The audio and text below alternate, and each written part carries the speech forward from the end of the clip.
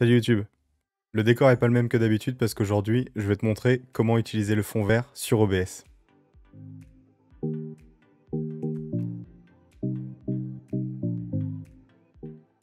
Pour commencer, il te faut un fond vert.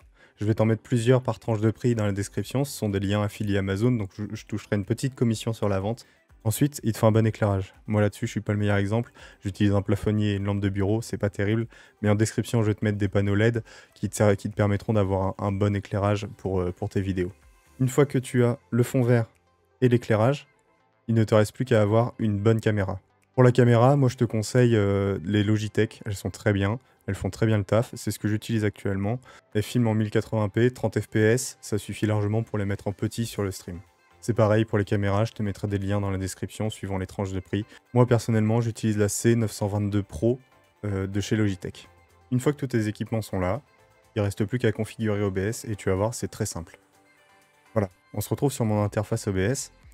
C'est pas mon interface que j'utilise d'habitude, mais c'est une interface OBS classique. Donc on va configurer la source périphérique de capture vidéo. Et pour ça, tu fais clic droit sur la source, filtre, et tu vois, moi j'ai déjà des filtres d'activer. On va les ignorer pour le moment, on va en rajouter un pour nous, pour la vidéo. Donc vous faites le petit plus qui est là, et vous utilisez incrustation par chrominance chroma key. Vous lui donnez le nom que vous voulez, voilà. Donc déjà on a une base ici. Vous sélectionnez la couleur verte, parce que c'est un fond vert. Si vous avez un fond bleu, vous utilisez la couleur bleue, etc., etc. Ensuite, vous allez devoir régler la similitude. La similitude, ça sert à, comme vous voyez derrière moi, le fond n'est pas lisse, il n'est pas tout plat parce que c'est un fond vert bas prix, et du coup il n'est pas tendu, pas comme les fonds verts Elgato qui sont vraiment en vert uni. Donc la similitude, elle intervient à ce moment-là, c'est-à-dire que elle prend toutes les couleurs vertes plus foncées, comme là, avec l'ombre, et plus clair à ce niveau-là. Là, à ce moment-là, c'est à vous de faire votre réglage parce qu'il n'y a pas un réglage universel.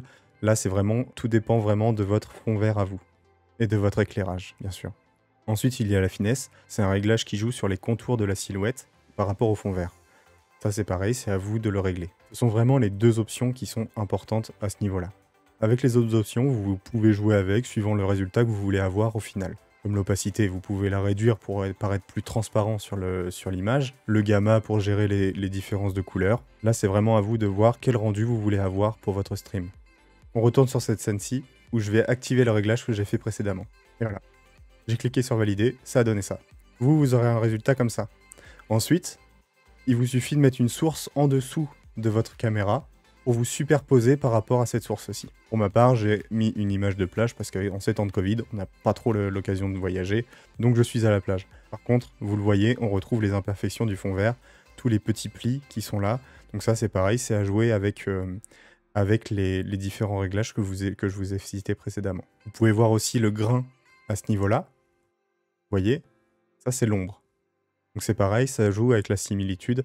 Plus vous allez avoir un bon réglage, et moins vous allez voir les imperfections de votre fond vert et de votre éclairage. Et voilà pour ce qui est de l'utilisation basique du fond vert sur OBS. Comme d'habitude, vous pouvez me retrouver en live sur Twitch les lundis, mercredis et vendredis de 20h à 23h. Je suis aussi présent sur Twitter et Instagram. N'hésitez pas à follow pour louper aucun live. Et bien sûr, abonnez-vous, activez la cloche des notifications, laissez un petit commentaire si la vidéo vous a plu, un petit pouce bleu. Et sur ce, je vous dis à la semaine prochaine.